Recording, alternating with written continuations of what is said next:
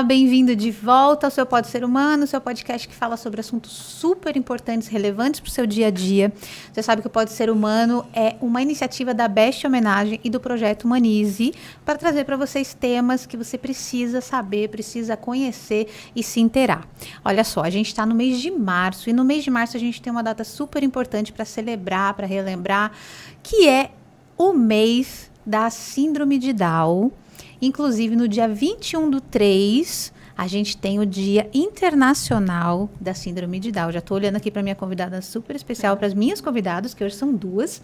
Então, aguarde aí, fique aí com a gente, já se inscreve no canal e curte, porque hoje a gente vai falar um assunto que a gente está sempre vendo por aí, mas está cheio de preconceito, não entende direito, acha que sabe, mas não sabe é nada. Então, antes de eu apresentar aqui as minhas convidadas maravilhosas, eu vou fazer a minha autodescrição. Eu sou Viviane Dobelin, eu tenho 1,58 m, cabelo preto curtinho. Hoje eu estou vestindo uma blusa laranja com rosa e sou branca. E é isso, essa é a minha autodescrição. Eu vou passar agora, vou apresentar para vocês quem veio aqui falar com a gente hoje. São 2 mulheres incríveis. A doutora Carla Franchi Pinto. Doutora, muito bem-vinda ao nosso Pode Ser Humano. Olha, muito obrigada pelo convite. É um prazer estar aqui e tão bem recebida da forma que eu fui e para a gente conversar de assuntos tão importantes. Mas eu também quero fazer minha autodescrição. Eu sou uma mulher de pele clara, cabelo longo. Agora, com a idade, ele ficou castanho claro, né? Porque mulher não envelhece, enloirece, né? Então, eu tenho o cabelo castanho claro, eu tenho os olhos castanho claros também. Eu tenho 1,53 m ainda. Tá. E eu estou usando um vestido azul, royal. Azul royal, exatamente. Então, é um prazer enorme estar aqui para a gente conversar e desmistificar questões envolvendo a trissomia 21. Ai, nós vamos adorar. Obrigada pelo convite. Obrigada, doutora. A gente também está aqui, gente, com a Maria Cláudia Sampaio Guimarães. É. Olha que nome bonito, hein, Maria Cláudia? É nome composto. É um nome composto, verdade. É porque tem muita coisa aqui hoje que a gente vai conversar. Maria, antes disso, me fala a sua descrição, para quem está ouvindo a gente. Eu tenho uma pele clara, é claro, tenho cabelo castanho, olhos castanhos, sou baixinha, tenho 39 anos.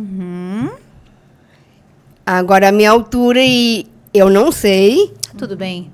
Tá tudo bem. Aqui eu já percebi que a gente está tudo mais ou menos 1,50 m e alguma coisa. A minha roupa é um macacão. Tá. Que a blusa é de manguinha aqui assim. Curta. E esse aqui é um short saia. Tá bom, tá muito bonita. Muito obrigada por ter vindo, Maria Cláudia. Obrigada. Bom, gente, Maria Cláudia veio aqui hoje. Maria Cláudia tem a síndrome de Down. É correto eu falar, doutora, tem a síndrome? Tem a síndrome. Sim, porque eu já ouvi falar, a gente fala, é portador. Não é portador, né? Não, gente... portador não. Não? Então, como é que é, Maria Cláudia? Eu sou uma criança normal, como todo mundo, como todas as crianças têm. Tá, entendi. E isso é importante que ela falou, né? Eu sou uma pessoa normal, como todo mundo. A gente não é portador, porque o portador porta alguma coisa, né? Isso. Então, eu sou portador de uma notícia, eu trago a notícia, eu não sou a notícia, né? Eu posso ter a trissomia 21 e ter uma cardiopatia. Então, a cardiopatia está associada à trissomia 21. Então, ela é portadora de uma malformação congênita. Mas ela tem a trissomia 21, mas ela não é portadora. Ela não tira a trissomia 21 e deixa num lugar ou ela entrega para alguém. Entendi. Então, a gente não usa a palavra portador. A gente usa uma pessoa com trissomia 21 ou uma pessoa que tem a trissomia 21. Até porque a trissomia 21 não a define. Né? Uma pessoa é diferente da outra. Ótimo, nós vamos falar sobre isso. A gente sempre fala desse jeitinho, assim, a pessoa tem trissomia 21. Tem. Portador, a gente não evita, fala. não fala. Pessoal, primeira hashtag fica a dica aqui do Pode Ser Humano, exatamente. É isso aí. Antes da gente prosseguir, doutora e Cláudia, a gente tem um QR Code que vai aparecer. Ele é imaginário. Tá. Ele aparece depois, ela ficou procurando, mas ele é imaginário. Com as informações da doutora Carla. Então, tem lá, vai ter o seu Instagram, o seu LinkedIn, todas as informações do Elo 21 que a gente vai conversar aqui também. Agora, a Cláudia não tem Instagram, né, Cláudia? Você não tem Instagram? A minha mãe pode até colocar no meu celular, mas ainda não tenho ainda. Ela não tem. Depois a gente tenta negociar com a sua mãe, então. Sim. Tá bom? Combinado. Bom, vamos lá. Doutora, trissomia 21, síndrome de Down. O que é o certo? O que é o certo? Então, eu costumo perguntar isso em aula, Vivi. Pergunto para os alunos o que é o certo. Então, uns levantam a mão para trissomia 21, outros para síndrome de Down, mas, na verdade, os dois estão corretos, né? A gente fala síndrome de Down porque síndrome é um conjunto de sinais e sintomas com uma causa, né? Então, a síndrome da gripe, coriza, febre, dor no corpo, é um conjunto de sinais e sintomas causados pelo vírus, né, da gripe. Mas uma pessoa com gripe, uma família, todo mundo pode ter gripe e nem todo mundo tem as mesmas manifestações. Então, quando eu falo síndrome de Down, eu imagino um conjunto de sinais e sintomas com uma causa, que é a presença de um cromossoma 21 a mais, né? E por que Down? Porque a pessoa que descreveu a síndrome de Down foi o John Langdon Down, foi um médico britânico, John Langdon Down. Então, em homenagem a ele, né, antigamente a gente usava muito epônimo, então dava o nome da síndrome de quem descreveu síndrome de Down, e ficou esse nome, sempre foi assim. Sim. E o que é a síndrome de Down? Ela é a presença de um cromossoma 21 a mais. Portanto, ela é a trissomia do cromossoma 21 a mais. Do cromossoma 21. Todo mundo tem, dentro de todas as células, 46 cromossomos. Todo mundo tem. É o mais comum, né? Tá. Metade vem do pai, metade vem da mãe. Então, são 23 pares. Tá. As pessoas com trissomia 21... ao invés de ter 46, elas têm 47, tem um a mais. Um a mais. Esse cromossomo a mais, quando ele é do par 21, dá a trissomia do 21. Se for a mais do 18, a trissomia 18 é outra síndrome. Se for do 13, é outra. Então, a trissomia 21 é a mais comum, mais frequente e a que permite uma longevidade saudável. Então, o que é, de fato? É a trissomia 21. Então, o que a gente fala? A gente fala, olha, aquela pessoa tem o quê? Trissomia 21. Ela tem um cromossoma 21 a mais. Agora, se eu virar para você e falar assim, Vivi, está entrando ali pela porta uma criança com síndrome de Down. O que você imagina? Síndrome de Down. A síndrome é um conjunto de sinais e sintomas. Então, você imagina todos os sinais e sintomas da síndrome de Down. Primeiro você vê a síndrome e depois vem a criança. Verdade. Mas se eu falar para você assim, Vivi, está entrando uma criança pelaquela porta com trissomia 21. Você vai falar, uau, está entrando uma criança que tem um cromossoma 21 a mais. Deixa eu olhar para aquela criança e ver o que aquele cromossoma 21 a mais fez para aquela pessoa. Nossa. E daí eu vou entendê-la. Então, quando a gente fala trissomia 21, a gente quebra um preconceito. Porque ele quebra aquela nossa ideia de um conjunto de coisas que a pessoa pode nem ter. Faz muito sentido, Faz sentido, doutora. Não é bonito isso? Muitos. Ou seja, a trissomia 21 é o que é. Um cromossoma 21 a mais. Fala, então, a trissomia 21 não é uma doença? Não, claro que não. É? Não, não é. A trissomia 21 é uma condição humana, é um jeito de estar no planeta, no mundo, né? Tanto que 1 em cada 700 crianças nasce com trissomia do cromossoma 21. Uma em quantas, doutora? 700. Né? Então, a gente estava avaliando, deve nascer em São Paulo, uma a cada 2 dias, mais ou menos. Né? Então, se você pensar que no século passado, no começo do século passado, as crianças não passavam dos 10 anos de idade, que metade nasce com cardiopatia, e a cardiopatia precisa ser corrigida cirurgicamente. Então, claro, antigamente, você não via tantas pessoas com trissomia 21, não se entendia a cardiopatia, não se operava a cardiopatia. Quando entendeu-se como operar a cardiopatia, operar cada vez mais precocemente, então a longevidade passou a ser uma longevidade comum, normal, né? 60, 70 anos, né? Entendi. Então, ficou tudo bem. Então, é uma condição humana de ter um cromossoma 21 a mais que traz com ele alguns sinais, algumas questões, né? E aí a gente cuida destas questões que podem vir que vem com junto. esse cromossoma 21 a mais. Mas não é uma doença. É isso que eu vou perguntar aqui para a Maria Cláudia. Mas antes de eu te perguntar, Cláudia... Sim. Eu esqueci de, na verdade, fiquei tão atarantada aqui no começo, gente, mas a doutora Carla, ela é doutora em genética médica pela Unicamp, professora assistente da disciplina de genética da FCMS. Santa Casa de São Paulo. Santa Casa, gente. Santa Casa. Santa Casa. Essa sopa de letrinhas é Santa Casa. Ela é a fundadora do Serviço de Orientação à Trissomia 21 lá da Santa Casa. E ela é diretora fundadora da Associação Elo 21, que a gente vai conversar sobre o Elo 21 também. E ela é diretora do Roma Espaço Médico. Muito bom, doutora. E ainda está aqui conversando com a gente. Como é um prazer. Arrumou tempo para vir. Como é um prazer. Coisa maravilhosa. Cláudia, me fala uma coisa. O quê? Então, quando as pessoas falam, essa pessoa é doente porque ela tem trissomia 21. Ela é doente? Não, não é. Não é doente. O que é? Como que você se sente? Eu sou uma criança especial, eu sou uma pessoa que eu posso fazer várias coisas importantes, como trabalhar. Isso que eu queria saber. Que coisas importantes que você já conseguiu fazer? Eu já fiz muita coisa já no trabalho da minha mãe, né? Que ela tem uma loja de veículos de carros. Eu já trabalhei com a minha mãe lá. Eu já trabalhei na Saguairu, onde eu morava, né? No outro apartamento. Aí tinha o Parque da Água Branca. O que né? você fazia lá? No Parque da Água Branca eu trabalhava lá. Tinha um escritório lá sobre carros, que a gente aluga carros, né? Entendi. Com todo mundo lá.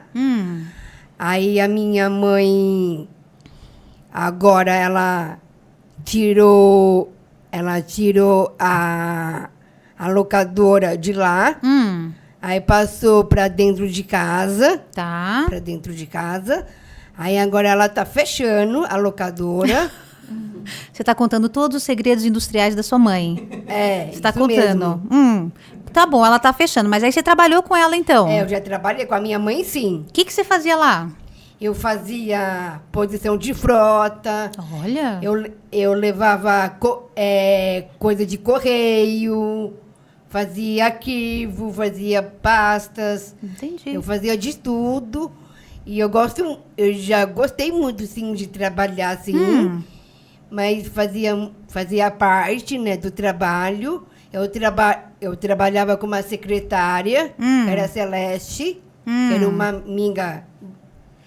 uma amiga especial que eu tinha. Ela era uma boa amiga para você? É uma boa amiga para mim e é uma boa funcionária para minha mãe. Que bom. Também tinha o Rafael também, que trabalhava com a minha mãe também, ainda continua trabalhando ainda. Já teve o Ronaldo também, que ele já trabalhou lá com a minha mãe. E o meu tio, o Rubens, que é primo da minha mãe, também já trabalhou lá também. Entendi. Então, uma turma gigante. E eles, quando você chegou lá para trabalhar, como que eles foram com você? Eles são boas pessoas, é claro, né? E a minha irmã também trabalhava lá também. Bastante gente. A então. Maria Silvia. Maria Silvia. Outra Maria. Tá Isso certo. mesmo. Vivi, Sim. posso fazer um... Pode. Que ela me falou agora essa questão, você vê, a Maria Cláudia trabalhava com a mãe, começou trabalhando com a mãe, né? E como a gente está falando aqui de trissomia 21 e síndrome de Down e quebra de preconceito, Tá. eu queria contar um caso. Conte um caso. Um caso de um paciente muito querido nosso, que ele, por questões da vida, teve que morar com a irmã, não é? E era uma pessoa que não tinha trissomia 21, mas não tinha tido a oportunidade de nunca trabalhar. E ele já era uma pessoa com uma certa idade para a trissomia 21, né? Ele já tinha mais de 40 anos e nunca tinha trabalhado. E quando ele chegou lá no Elo, a gente viu o seguinte, que ele tinha algumas questões relativas ao envelhecimento. Então, tinha umas questões endógenas dele. Ele parecia uma pessoa muito apagada, muito, né? E aí, quando a gente começou a tratar as questões hormonais, as questões nutricionais, metabólicas e de estilo de vida, muito estimulado pela irmã, esta pessoa teve, depois dos 40 anos, o seu primeiro emprego. Ah, que legal. E eu quis contar isso, ouvindo aqui a Maria Cláudia, inspirada por ela, porque, assim, às vezes a gente acha que não dá. Né? A gente tem um preconceito de que não dá, mas é uma questão de encontrar os caminhos, né? E aí esse rapaz, esse homem, ele teve lá o seu primeiro emprego, ficou super feliz, super ativo. E uma vez eu perguntei para ele, olha, como é que é no seu ambiente de trabalho, e para a irmã dele, né? E assim, olha, todo mundo no trabalho ficou muito mais feliz, ficou muito mais motivado, muito mais humano, né? Muito assim, mais humano. É a lembrança da humanidade que nos habita, né? Com a presença desse colega de trabalho que tinha trissomia 21 e que na idade adulta, que para uma pessoa com trissomia 21, 40 e 40 a mais, né? Uhum. É como se ele tivesse mais idade, na verdade, né? Já é uma faixa etária geriátrica. Ele teve ali o seu primeiro emprego, o seu salário e tudo mais. Não é bacana? Lembrei, só para a gente lembrar que a gente não pode desistir e sempre mudar o olhar. Sem dúvida. E, doutora, esse é um dos grandes objetivos da nossa conversa aqui hoje, né? Eu acho que a gente vai passar e vai voltar. Eu quero falar um monte de coisa, quero falar do Elo 21 para entender o que vocês fazem lá dentro do Elo 21, mas esse gancho que você deu do trabalho... Isso é dos grandes objetivos da nossa conversa aqui hoje, né? A gente tem conversado muito sobre inclusão, sobre diversidade. E assim, você está me contando a história desse paciente. A Cláudia contou a história que foi muito bem recebida no trabalho dela. Eu não sei se isso se isso acontece em todos os lugares. Eu não sei se todas as empresas e todos os lugares, ou pelo menos a maioria deles, estão abertas e dispostas a receber pessoas diferentes. Porque, no fim, todos somos diferentes. A gente sabe disso, né? Exato. A gente é diferente. Mas, com os preconceitos com que a gente cresceu ouvindo... Como é que você vê hoje esse ambiente organizacional para que realmente receba pessoas que querem trabalhar e querem produzir, como esse paciente, como a Cláudia? Como que você vê hoje, doutora, esse ambiente? Eu acho que a gente nunca teve a inclusão nunca teve tanto em voga, né? Assim, na pauta aí do dia como hoje. Mas, sem dúvida, o caminho para a inclusão ele está só iniciando, né? Então, a resistência ela é muito grande. E eu acho que uma coisa importante dessa resistência é a disponibilidade que a gente tem para entender o outro, né? Para entender o outro também a gente tem que ter um acolhimento também das nossas dificuldades, né? Assim, para eu olhar para o outro, eu tenho que olhar para mim também. Enfim, esse treino da empatia, são coisas que requerem uma subjetividade, né? Então, assim, as pessoas, eu acho que é um estado de desejo, de evolução, de conhecimento, e que a gente tem que estar predisposto para isso. Então, claro, se eu tenho uma gestão dentro de uma empresa que tem essa abertura, ele com certeza vai colher todos os frutos desse convite a que os seus funcionários sejam realmente colaboradores, pessoas inteiras que estão ali, todo mundo por um ideal. Mas ainda a resistência é muito grande, né? A falta de conhecimento, muito dessa resistência é a falta de conhecimento. Sem dúvida. Por exemplo, uma pessoa com trissomia 21, ela tem uma compreensão do que lhe é dito muito melhor do que a expressão. A Maria Cláudia aqui, ela se expressa maravilhosamente bem. Muito bem, obrigada. Mas ela entende, se ela tem trissomia 21, a compreensão dela é maior do que a condição dela se expressar. Então, se você não considera isso, se você não passa a observar a Maria Cláudia ou qualquer pessoa com trissomia 20 pelos seus atos, pelos seus talentos, pelo que ela mostra e só pelo que ela fala, você corre o risco de nivelá-la por baixo. Sem dúvida, doutora. E aí eu pergunto de quem é a deficiência, né? Porque eu que não estou conseguindo ler os talentos da Maria Cláudia. Eu que não estou dando tempo daquela pessoa com T21 se expressar e poder também aprender com ela. Posso contar outro caos? Por favor, eu adoro causos. Porque eu gosto de contar caos, vou dizer por quê. Porque, assim, quando a gente aprende através de um caos, né, a gente nunca esquece. Verdade. Né? Porque é história de verdade, história de gente, né? Não, depois não vou me chamar de fofoqueira, né? Mas não sou Maria Fifi, não. Essa parte a gente corta. Então, mas é o seguinte, tinha uma paciente com T21 lá da Santa Casa.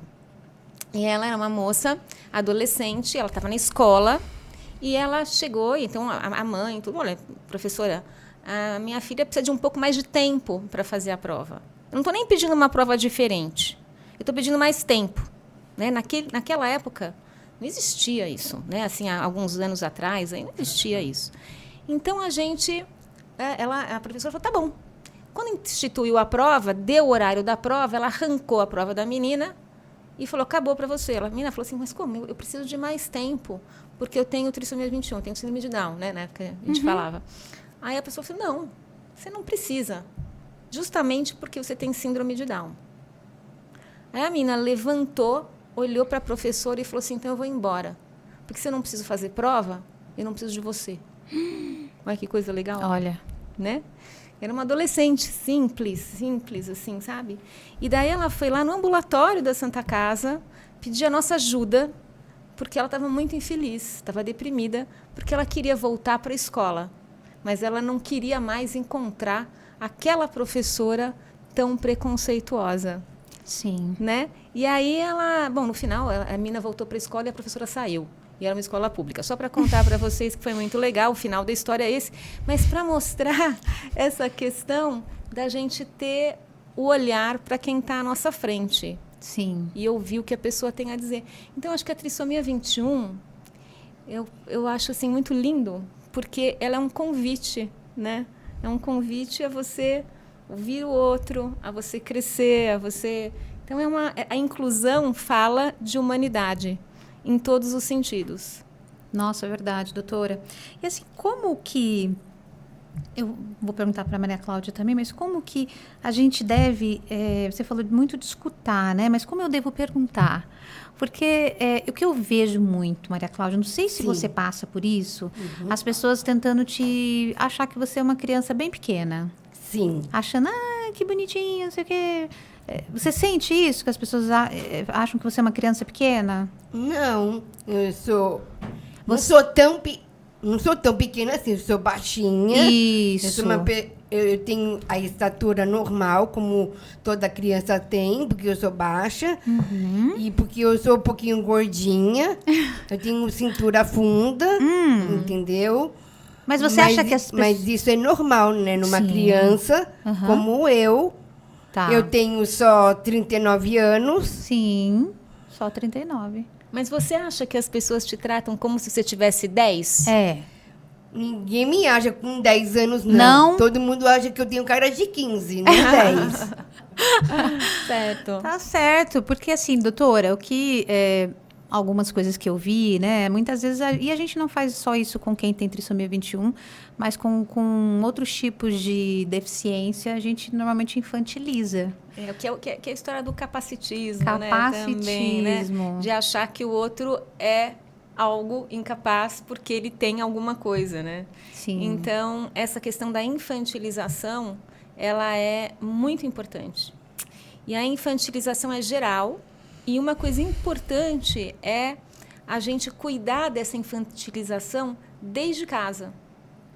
Porque muitas vezes os pais, quando nasce uma criança com T21, né, já começa a fazer uma série de condescendências porque esta pessoa tem trissomia 21, porque esse filho tem, já inferindo, né, que ele não vai conseguir isso, não vai conseguir aquilo, ou que ele tem que ter uma deferência, e na verdade é justamente o oposto, né? A gente tem que tratar como qualquer criança. Então a frustração, o aprendizado da vida. Porque se eu super protejo, se eu infantilizo, depois eu vou querer que na adolescência essa pessoa, na idade adulta, tenha uma independência. Eu não treinei a autonomia desde o berço. Então, essa questão, por exemplo, com os pais, a gente tem que trabalhar bastante a questão da autonomia.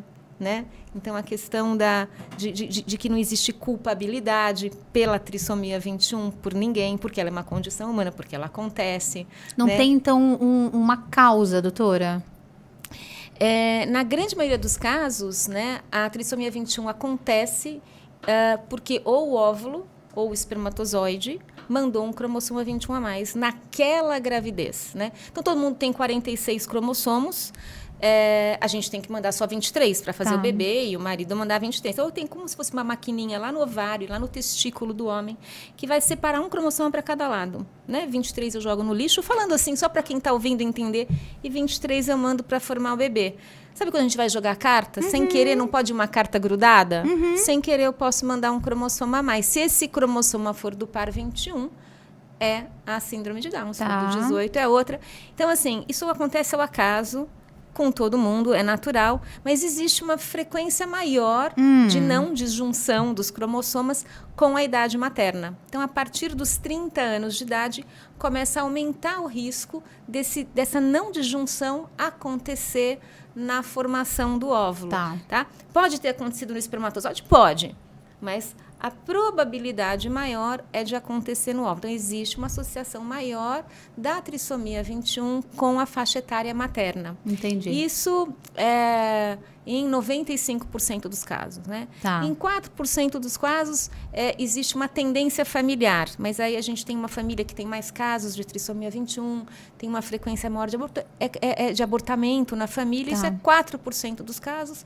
E 1% é um outro mecanismo que é o mosaico, que acontece depois que já formou o embrião, e aí eu tenho uma linhagem de células com trissomia e uma linhagem de células sem a trissomia. Mas em 95% dos casos é isso, é um cromossomo a mais que veio na formação do gameta, e em geral ele vem na formação do óvulo. Entendi. E, assim, então, é importante, assim, nesse contexto, quando a gente sabe disso, a gente está contando isso, é importante que não exista nenhum sentimento de culpa, porque a culpa vai gerar uma superproteção. A superproteção... A culpa é minha, então... Eu superprotejo, e a superproteção não pode gerar... A superproteção vai gerar uma diminuição da autonomia. Porque se eu faço por você, eu não deixo você desenvolver seus talentos.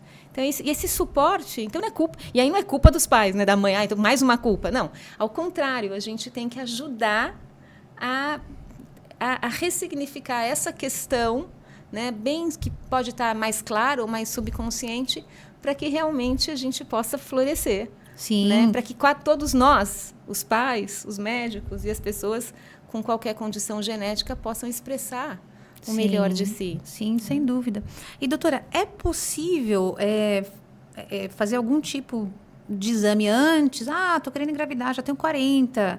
Fazer algum exame antes que possa detectar algum tipo de mudança ou não sei, algum tipo de deficiência que a gente possa ter nos nossos genes, alguma coisa assim. Eu estou falando totalmente leiga, doutora.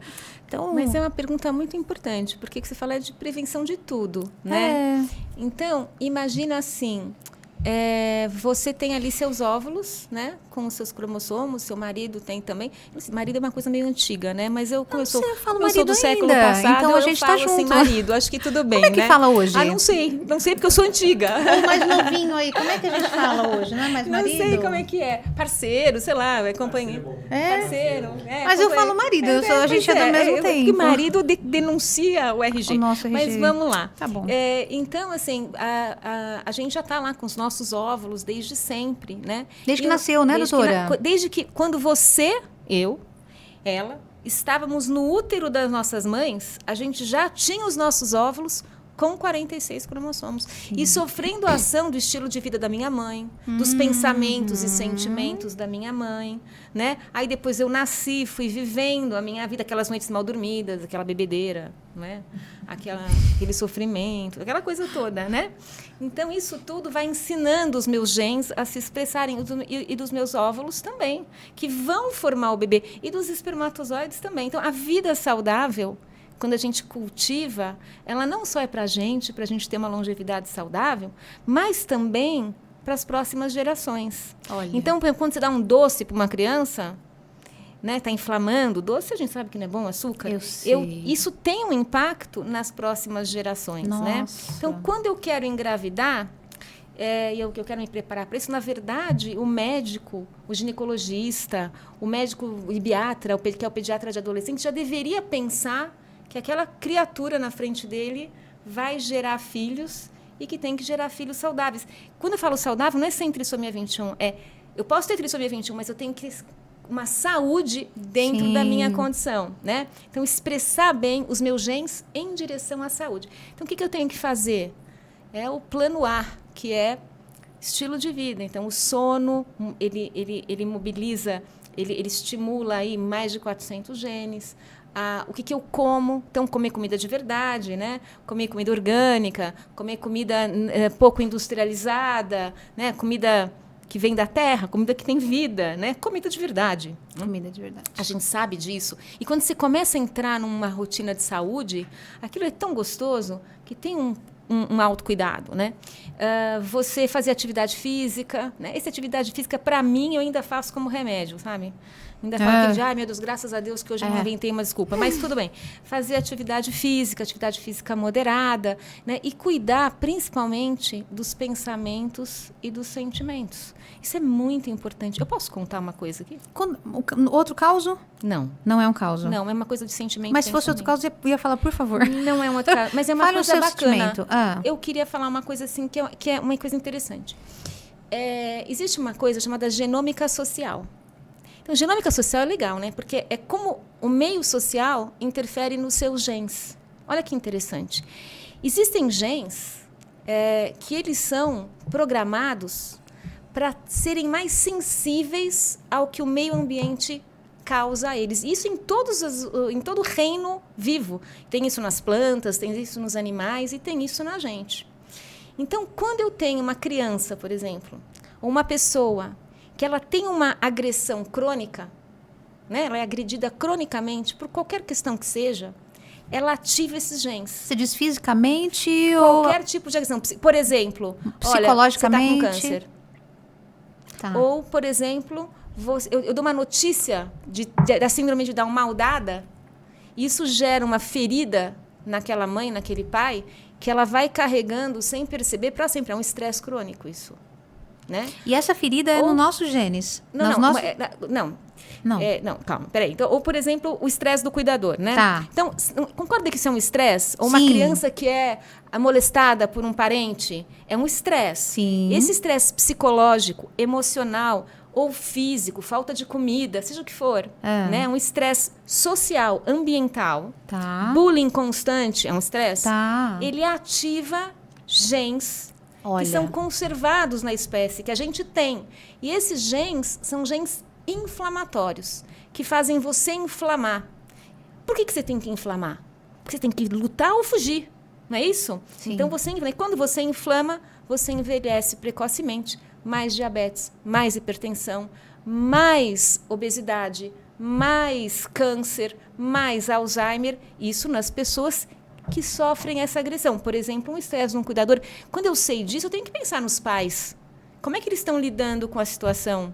Porque eu tenho que cuidar não só da saúde de quem tem trissomia 21, mas também dos pais dele, concorda? Com certeza. E aí os cientistas foram estudar, Vivi, o que é que desativa esses genes. Olha que coisa interessante. Sabem o que desativa esses genes? Não. Estudaram o prazer. E aí tem 2 tipos de prazer. Aquele prazer hedônico, né? Que a gente tem o prazer, vou lá, faço xixi, comi uma coisa boa, aquele cara, me dê uns beijos que eu gosto. Prazer hedônico isso. Prazer hedônico não faz nada, viu? Não precisa resolve. Virar aquele vinho, não resolve.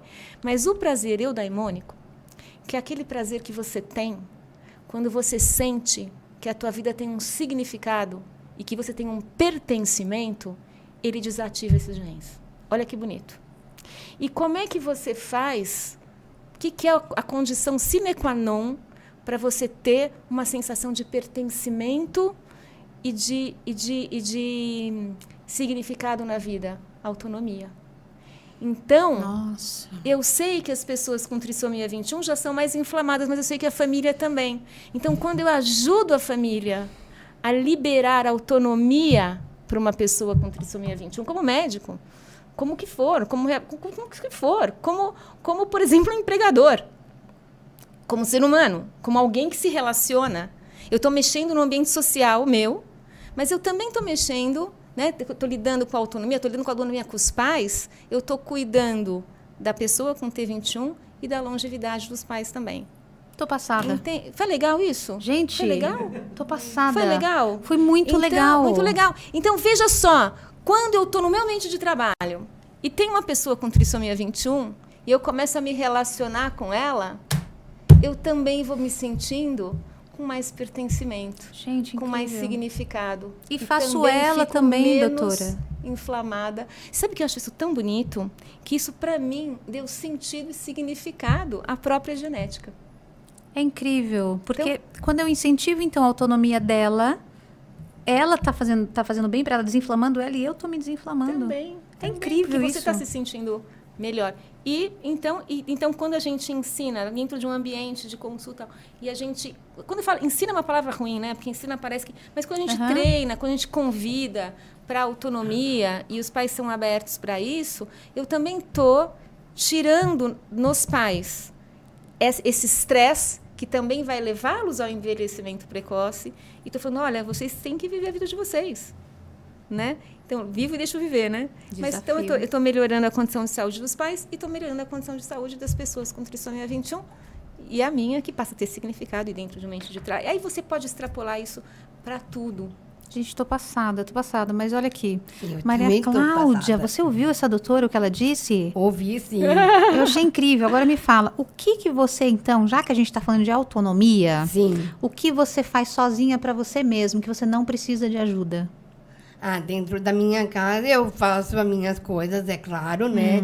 Eu tomo banho, troco de roupa, pego a minha toalha, me seco, troco de roupa, eu vejo televisão, eu desenho, eu pinto, às vezes eu saio com a minha mãe, às vezes vou para casa da minha irmã, às vezes eu saio com meu pai, de vez em quando eu vejo ele.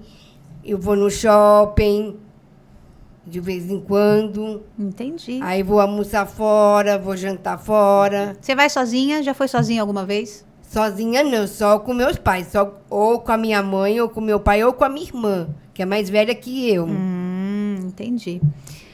Doutora, falando em autonomia, né? E a Maria Cláudia falou que não vai sozinha. Como é que fica isso? Eles podem, não podem? Essa autonomia que a gente tem que dar, eles têm total condição de ir, pegar um ônibus e ir trabalhar? Ou precisa dessa presença? Ou depende dos graus? Como é que é? Como diz o Alex Duarte, vamos desconstruir o capacitismo, Não né? A gente é? tem que se desconstruir. Sim. Porque, assim, claro que tem, né? Então, todo mundo tem autonomia. E as pessoas com trissomia 21 também têm autonomia, né? Também tem autonomia de pegar o ônibus, de dirigir, de casar, né? De trabalhar. Né? Eu acho que quando o filho nasce, doutora, você acompanha muitos pais nessa situação. Acho que a primeira coisa do pai é exatamente essa coisa de, não, vou proteger. Vou proteger. E você já contou aí uma história incrível do que tem que fazer exatamente ao contrário. Exatamente. Mas como é que a gente, então, prepara esses pais também, né? Já inclui aí na sua resposta. Você quer ver uma coisa difícil? Vou falar uma palavra, assim, difícil. Tá. Posso falar? À vontade. Sexo. Olha que palavra difícil. Gente, como é que o pai vai imaginar aquilo, né? Com, filhos. sem ou apesar de trissomia 21. Olha, em pleno 2023, ainda as pessoas têm dificuldade de falar sobre isso com os filhos. Tem ou não tem? Eu Com acho que certeza, tem, sim. Né? Então, ainda é um tabu essa questão, por exemplo, né?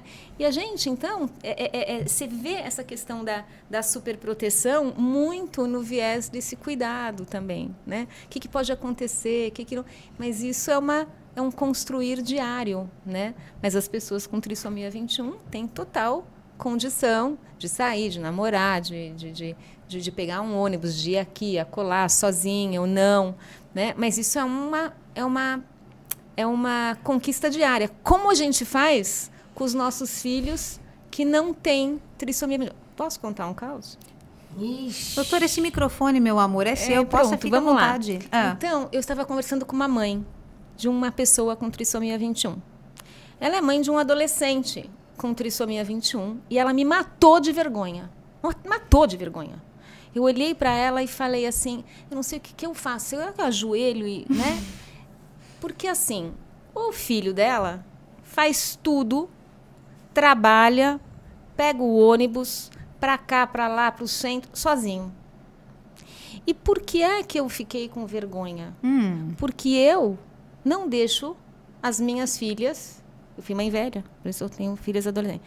Eu não deixo a minha filha, por exemplo, adolescente, fazer isso sozinha, que é uma super proteção. É uma limitação de autonomia. E minha filha não tem trissomia 21, me entende? Então, depois disso, né? Vamos mudar as coisas em casa imediatamente, né? Foi um choque de realidade. Bilhete único para você, bilhete único para você. Então, para quebrar paradigma de novo, entende? Mas isso é uma conquista. Agora, não é porque a pessoa com trissomia 21 não tem esta autonomia que ela não pode vir a ter. Então, a gente pode ter uma equipe que vai apoiar e levar a esse aprendizado de ter cada vez mais autonomia. O que não dá é para desistir. Mas existe uma dificuldade, acho assim, muito grande, limitadora, de um preconceito dos próprios pais, de falar, peraí, alguém vai fazer aquilo com a minha? Não, com a minha, faz com os outros. A gente está falando disso, gente, e os pais de Maria Cláudia estão aqui, né, pai? Mas tem que falar, não tem que falar? Não tem que falar, não é real? É isso, né? É real. Porque eu, por acaso, não tenho... Eu nunca falava de sexo com a minha mãe, muito menos nem com meu pai também. Não falava, mas você vai começar a falar? Como é que é? O que você vai decidir?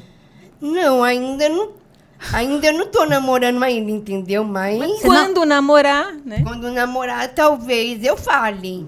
Deixa eu ver, gente, o rosto de pai e mãe ali, ó. Gente, vocês tinham que ver o rosto do pai e da mãe. O pai tá de máscara para disfarçar, mas eu acho que eles ficaram preocupados, Maria Cláudia. Você acha que eles deveriam ficar preocupados com isso? Não, porque eu ainda não tô namorando ainda, né? Mas pode acontecer. Mas pode acontecer, sim, de eu namorar assim, mas... Isso. É porque sou muito nova ainda, né? Pra muitas coisas, né? Ainda. Entendi. Eu não posso nem mexer. A única coisa que minha mãe sempre me protege muito é de eu mexer em fogão. Mexer em fogão, né? Que é fazer comida, essas coisas, assim, sabe? Cortar uma salada, um tomate, um alface, fazer um arroz, fazer um ovo, ou fazer um bolo, qualquer coisa. Mas você gostaria de fazer? Eu gostaria de fazer alguma coisa assim de doce, algumas coisas assim, sabe? Mas a minha mãe super me protege, porque ela faz tudo. Maria Cláudia contando tudo. Tô entregando a mãe, mas é bom. Essa é a verdade, a realidade, é como é. Isso é super bacana. Isso. E tem mais uma coisa, né? Isso que a Maria Cláudia está falando em relação aos pais dela, não é diferente do que a gente falaria com os nossos pais, guardadas as devidas proporções. É verdade ou não é, gente? A vida é igual para todo mundo. E assim, existem filhos e filhos? Existem pessoas com trissomia e sem trissomia diferentes. Então, tem pessoas que não têm trissomia, que não vai dar para você fazer determinadas coisas, porque aquela pessoa não tem condição de ter aquela responsabilidade por N questões. Na trissomia 21 não é diferente. Eu tenho pessoas que, por algumas questões aí de comorbidades, ou de cuidado, ou de, enfim, por uma questão de estilo de vida, não puderam ganhar essa autonomia. Ok, mas dentro da condição dela, ela vai expressar o melhor dela. Né? A gente não pode nivelar por baixo nem por cima. A gente tem que olhar para cada um como é. Individualizar. E, doutora, essa questão de libido, dizem que é mais exacerbada, não sei se é verdade, se é mito. Isso é mito. Mito? Totalmente mito. Isso é totalmente mito. Esse mito vem de um preconceito e dessa questão de não falar sobre o assunto. Isso, por isso que a gente está aqui falando. A sexualidade é igual. Não existe mais nem menos a questão. E ela aparece na faixa etária que tem que aparecer e igual para todos, né? O que existe, muitas vezes, é por conta do capacitismo, da infantilização, você não fala sobre isso com o seu filho, ou enfim, ou você não leva o seu filho para receber uma orientação de um ibiatra ou de um psicólogo especializado. Eu posso ter dificuldade de falar, mas posso levar para quem estudou para isso, falar, claro. Né? Não sou obrigada a falar. Então, eu vou contar um caso de um paciente lá da Santa Casa, que aconteceu o seguinte: a mãe vinha reclamando porque ele tinha práticas, não é? De intimidade ali, enfim, em qualquer lugar. na casa. E isso causava um desconforto, uma coisa muito ruim na família, para todos, né? E que isso acontecia porque o menino tinha a síndrome de Down. Era a síndrome de Down, né? Então, nós pegamos, chamamos ali a família, tá? Escuta, mas assim, o que vocês falam em casa sobre isso, né? Bom, aí descobrimos que nunca falaram nada para ele. E quando a gente, dentro do ambiente de consultório, começam a falar sobre sexo, começam a falar sobre sobre privacidade, por exemplo, né? Então, o menino passou a fazer o que ele queria fazer, o que todo mundo faz, dentro do quarto com porta fechada, e nunca mais fez em lugar nenhum. Não existia malícia. Daí, talvez sim, porque a questão em si não era... Não existia uma maldade... Maldade também é uma palavra preconceituosa. Não existia uma coisa assim... do sexo como essa coisa mais libidinosa, assim. Como necessidade física. Existe uma coisa, um prazer. Tá bem, mas esse prazer você vai ter dentro do seu quarto. Quando ele foi orientado, acabou. Não teve mais nenhum problema. Ou uma menina, por exemplo, que aconteceu. E ali, a mãe tentava falar para ela da privacidade. Mas a menina não entendia. E sabe qual foi o problema da comunicação? Porque a mãe a família, né, nunca tinha dito para ela o que era a privacidade. Porque tudo que ela fazia, ela sempre com a porta aberta, a mãe não deixava fechar a porta porque tinha medo que ela se trancasse.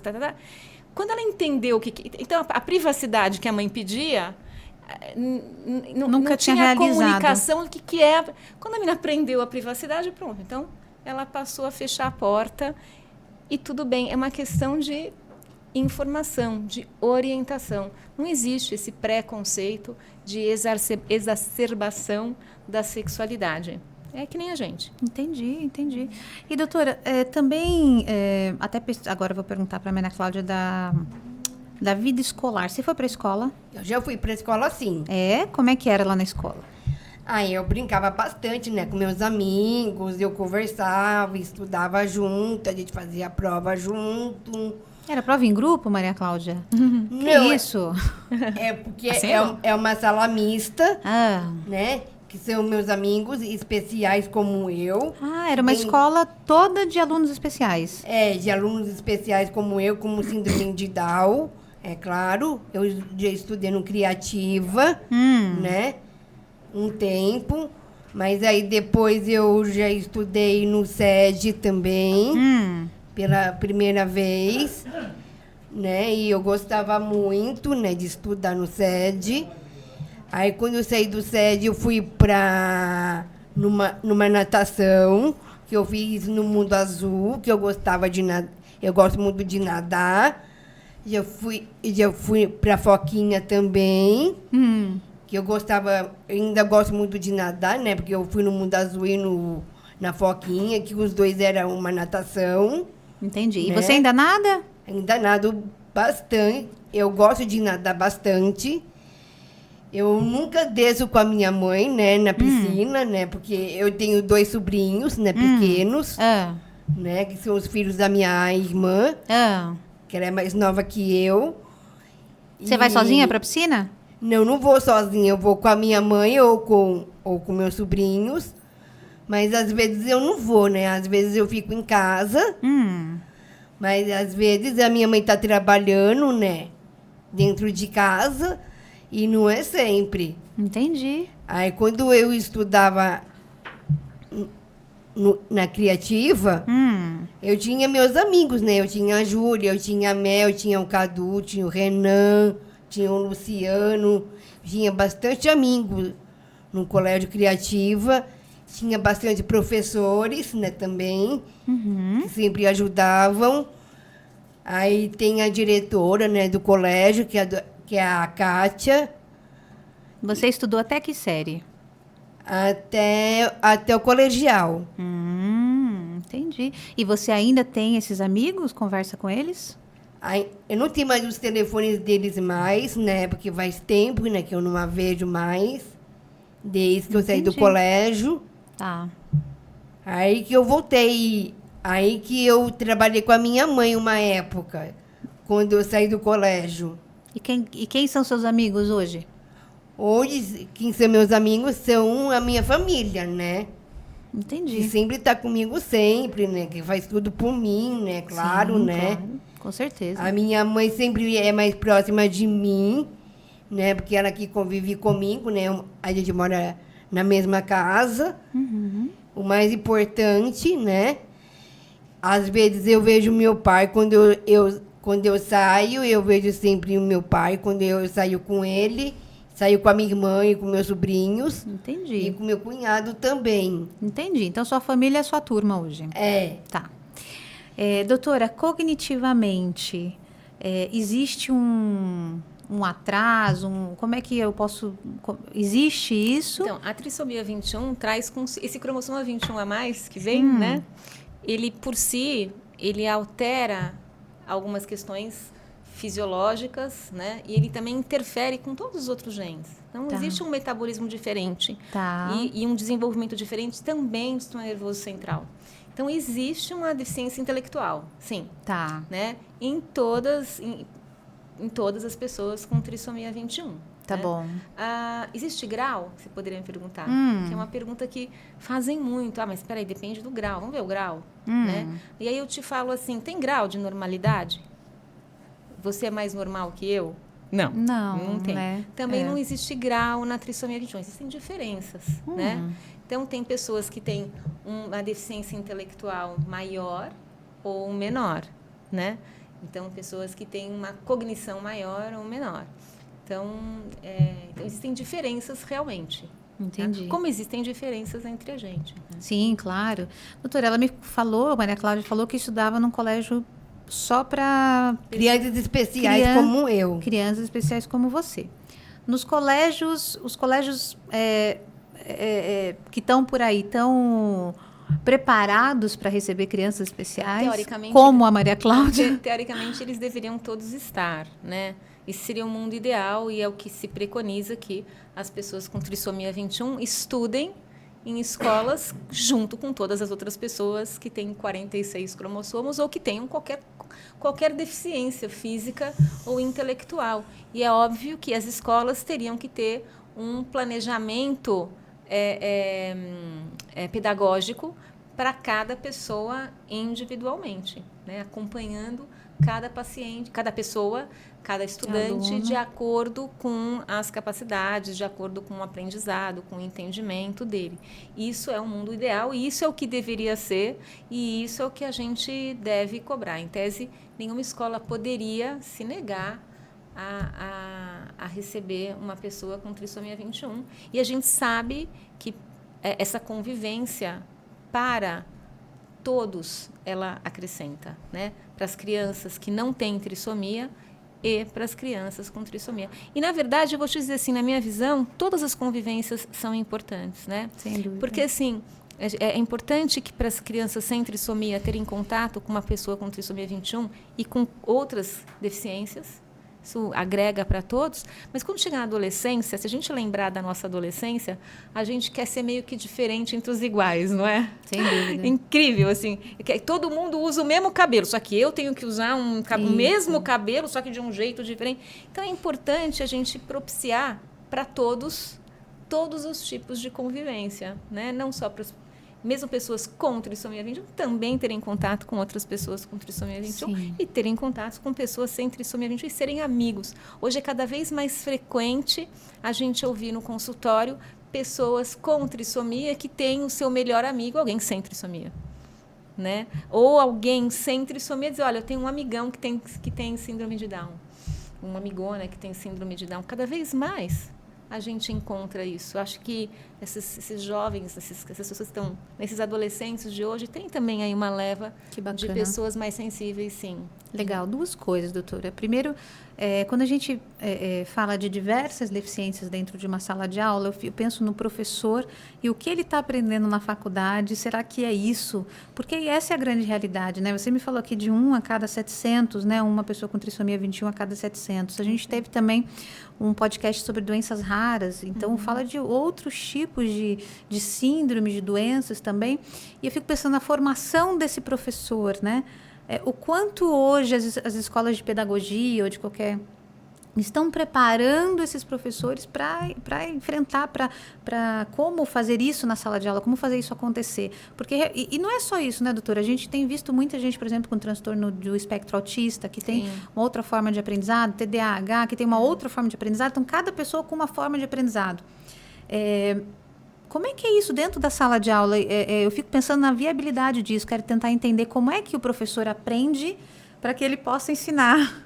Você sabe que essa questão de como é que é o curso, né, de formação do professor não é muito a minha área, mas eu vou te dizer o seguinte, eu faço... Ou o que deveria ter nesses cursos para capacitá-los, né? Pois é. Eu acho assim que hoje, por exemplo, nas faculdades de medicina, existe toda uma política, né, de que os professores de medicina, que são formadores de alunos de medicina, vão se capacitar a dar aula para formar médicos mais humanos. Então, eu tenho que aprender como é que eu converso com esse médico, como é que eu, né? Então, existe essa tendência nas faculdades a você capacitar melhor, né? O teu aluno a ser um futuro profissional que seja mais efetivo para esse público de jovens, de crianças que estão nascendo, né, da atualidade. Então, eu sei que na medicina a gente tem toda uma política de melhorar a condição de ensino. Acredito que na pedagogia também deva ser o mesmo. Se não estiver acontecendo, isso é uma necessidade, isso é uma urgência. Sim, né? porque 1 a cada 700, a gente pode imaginar que em todas as escolas que tem pelo menos 700 alunos vai ter uma pessoa com... Sim. E isso é verdade. Mas eu ainda vejo que existe muito mais uma vontade individual de um professor de ir lá se capacitar para tentar acolher e receber e fazer um trabalho bacana.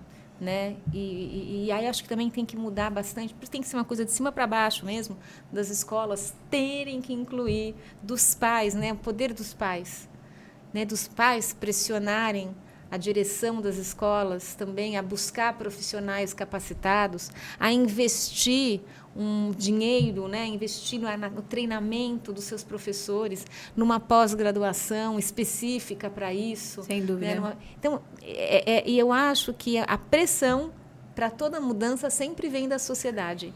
Tá né? certo. Então, esse movimento dos pais para a inclusão nas escolas é fundamental e não pode parar. Então, o ideal assim, né, que a criança com trissomia 21 vá para uma escola regular e não numa escola especial. Não numa escola especial, né? Que ela estude junto com as outras pessoas.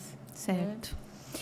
Relacionamentos. A Maria Cláudia falou que hoje o relacionamento dela está no âmbito da família. O quanto é importante que ela tenha outros relacionamentos, né? Olha, bom, voltando para essa coisa do relacionamento, eu ia falar um pouquinho da escola, assim. Não, pode falar, tem pessoas com trissomia 21 e seus pais, que preferem que quando eles estão numa escola regular, eles vão para uma escola com pessoas com trissomia 21, eles se sentem melhores, mais felizes e aprendem melhor. Tá. Então, assim, existe uma individualidade que ela precisa ser respeitada. Tá. Né? É como você fala assim, eu estudei no colégio tal, e a minha família inteira, eu amo esse colégio tal, e meus filhos vão estudar nesse colégio tal. Tá, você tem 4 filhos, 3 vão muito bem nesse colégio tal, mas aquele outro não é o perfil deles, sinto muito, você vai colocar naquele outro colégio Y, porque é o que ele se adapta melhor. Então, a gente tem que ter essa abertura, tá? Eu acho assim que a gente não pode dizer nem A, nem Z. Vamos entender quem é aquela criança e o que é melhor para ela. Tá. E, de repente, ela pode estar numa escola X e depois ela ir para uma Y.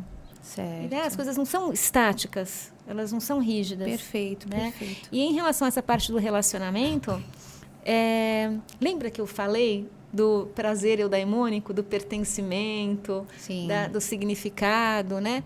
Então, eles viram que como é que se cultiva isso? Pela autonomia, mas que quem tem isso mais ativo são as pessoas que fazem uma prática religiosa, práticas, né, meditativas, mas principalmente religiosas, ou práticas de de voluntariado. O que isso tem em comum? Essa convivência, você saber que você faz parte de um grupo. Entendo. Que você faz parte, você tem a sua, não é time, como a gente fala? A sua tribo, né?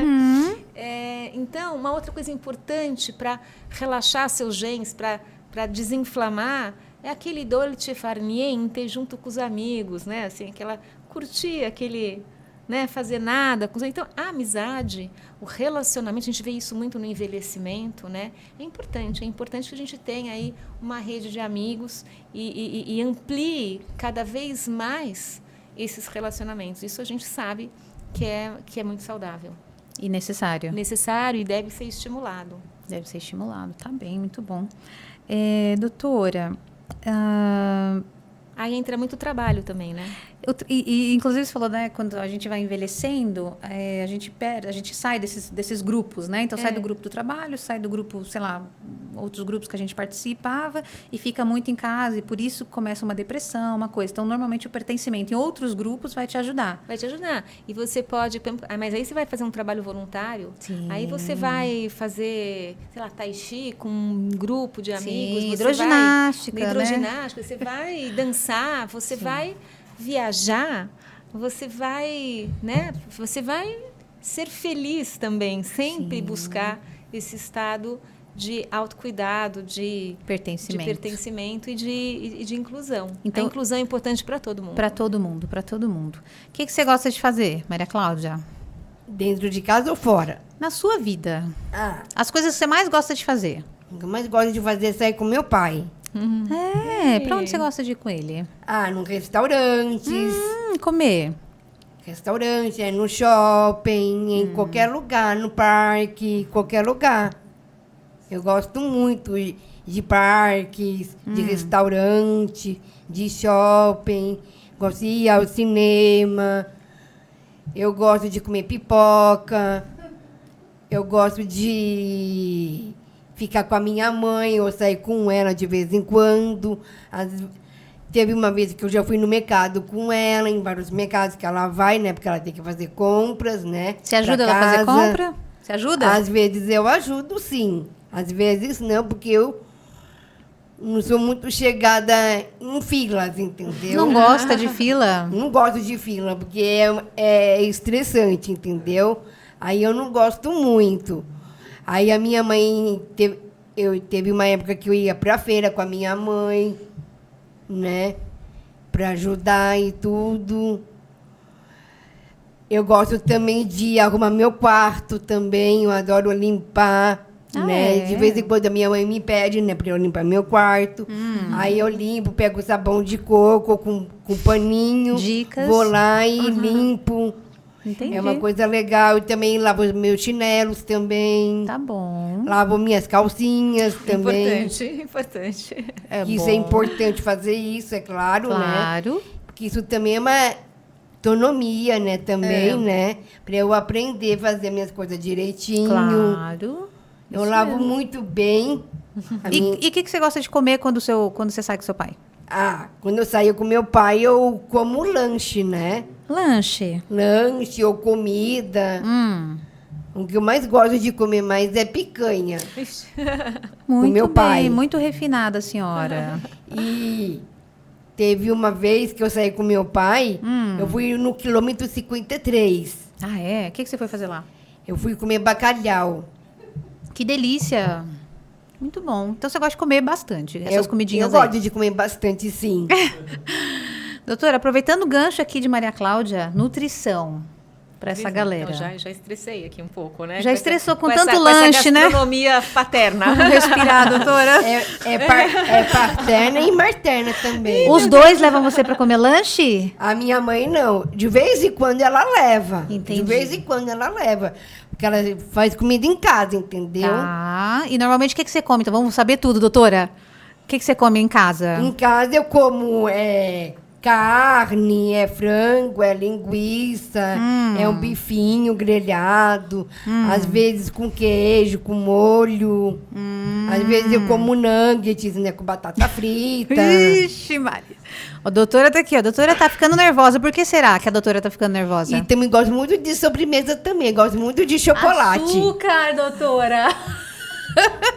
Ela gosta muito de açúcar. Eu gosto muito de tomar sorvete. Maria Cláudia, vamos parar por aqui antes que a doutora tenha alguma coisa. Na verdade, a doutora tá ficando nervosa. Por que você acha que ela tá ficando nervosa?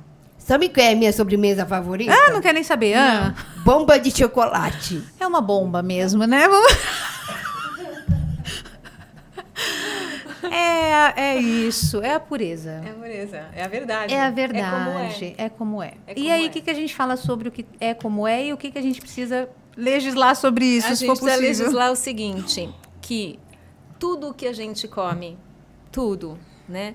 Ó, as duas coisas que mais provocam os seus genes, as duas coisas, são o que você come e o que você pensa / sente, que a gente já falou aí do prazer e tal.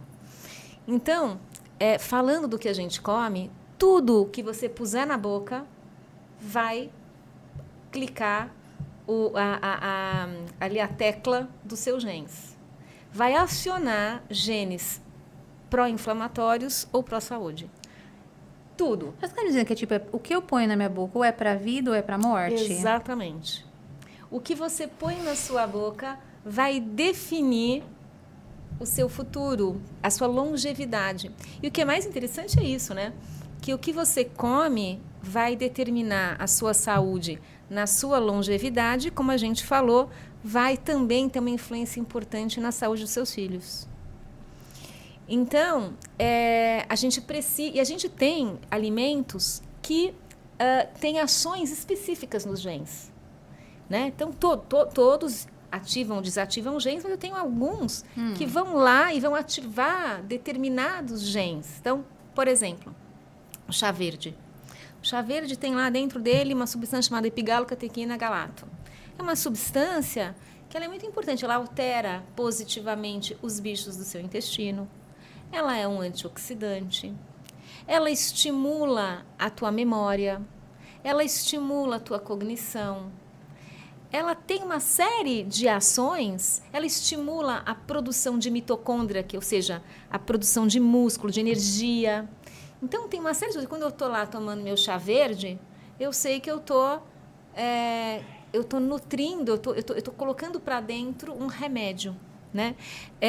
Mas, claro, que não adianta você comprar o chá verde industrializado, né? Sim. Você tem que comprar a Camellia sinensis, a erva, esquenta a água, hashtag chá, né? Como é que é? Sei lá, como é que passa o chá, fica a dica, sei lá. Hashtag fica a dica. Hashtag fica a dica. Você coloca ali, põe a água em ebulição, quando ela está em ebulição, você apaga, coloca ali a Camellia sinensis, deixa ali 5, 7 minutos no máximo, para não ter os fatores antinutricionais da folha. Mas até para fazer um chá tem toda essa não, técnica, é só isso, né, doutora? Mas 5, 7 minutos, eu não sabia. É um ritual, né? Você está ali se nutrindo. Aí você vai tomar aquele chá, você vai deixar na geladeira e tomar Pode depois. Deixar na geladeira depois, então. Pode deixar.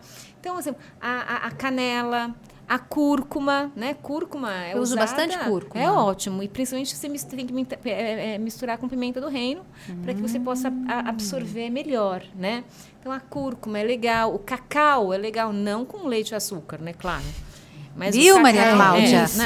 Isso. Mas um cacauzinho batido com abacate, aí você pode colocar ali um abricô, você pode colocar um pouquinho de mel e bate, fica um negócio gostoso. Olha. E mata a vontade de comer um doce. Não é verdade? Então, o cacau, ele é importante. Vamos ver uma outra alimentação. Maçã, o vinho, né? A uva. Resveratrol, né? Exatamente. O resveratrol é excelente para a trissomia 21, excelente, né? Então, mas, claro, infelizmente, a gente não toma no vinho, né? Toma, mas com moderação. O resveratrol. A gente acaba... Mas no suco de uva tem, né? No suco de uva tem, na uva tem, né? A gente tem que comer com moderação, porque tem muita caloria a uva, né? Mas, enfim, o que eu quero dizer é que tudo aquilo que você come vai ativar positivamente os seus genes, ou negativamente, né? Então, é tão legal quando você está diante de uma mesa e você vai escolher, fala assim, nossa, agora eu vou me nutrir, eu vou me cuidar.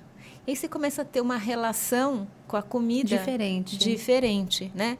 Então, claro, a gente sabe que a carne vermelha é mais inflamatória, né? A fritura, né? O açúcar, ele altera completamente, né? Ele é altamente inflamatório, porque ele vai liberar insulina. E não serve para nada, né, doutor, o açúcar? Nada, é caloria vazia, totalmente vazia. Agora, tem uma coisa. A gente leva aí 1 ano para mudar todas as nossas papilas gustativas, né? Então, vamos imaginar que você comia um determinado queijo lá na casa da sua avó, Tá. né? E você ficou lá 1 ano sem ir na casa da sua avó. Quando você comia muito aquele queijo. Quando você volta, depois de 1 ano e meio na casa da sua avó, ou você volta, não, nem volta na casa da sua avó, né? Porque aí tem um ambiente, mas chega para você um queijo, que é o queijo da casa da sua avó, ele não tem o mesmo sabor. Mas não tem mais o mesmo sabor, porque mudaram as suas papilas gustativas, né? Então, o paladar, a gente também aprende, a gente também educa, né? Então, por exemplo, eu era uma pessoa que comia muito queijo, né? Leite derivado, comia muito. Tanto que quando eu parei de comer, eu acordei 2 noites com suor e sonhando que eu tinha comido. Quer dizer, eu tive uma crise de abstinência. Sim. Né? E era uma coisa assim que eu não resistia àquele parmesão, aquela queijo. Hoje, eu não consigo mais ter o prazer, porque mudou completamente meu paladar e a minha relação com a comida. Então, essa consciência do autocuidado que a gente tem que também ir conduzindo desde criança para que a gente possa ensinar os nossos genes a expressarem-se. Isso é epigenética, né? Eu tenho uma genética, mas que é imutável, né? Mas como é que eu gosto de fazer um paralelo assim, meus genes, meu patrimônio genético é como se fosse uma paleta de cores com um desenho. Eu tenho só aquela paleta que é minha, individual, e aquele é o meu desenho que eu tenho que pintar. Mas as minhas escolhas é que fazem eu pegar o pincel e combinar as cores para colorir o quadro. Uhum. Eu posso colorir de uma forma mais negativa ou eu posso colorir de uma forma mais positiva. Então, eu sou o maestro do meu futuro, né? Sim. E a gente precisa ensinar isso para as crianças desde pequenas, aprender a ter esse prazer e os nossos filhos e mudar essa relação com a comida. Certo. E especialmente o pessoal de trissomia 21, doutora? Especialmente. Eu gosto de falar assim, que é assim, a trissomia 21 é assim, vocês são econômicos. É como se fosse um carro econômico, né? Assim, não, eles gastam menos energia para viver. Então, eu não preciso dar tanta caloria. Eu preciso dar qualidade. Qualidade, nutriente.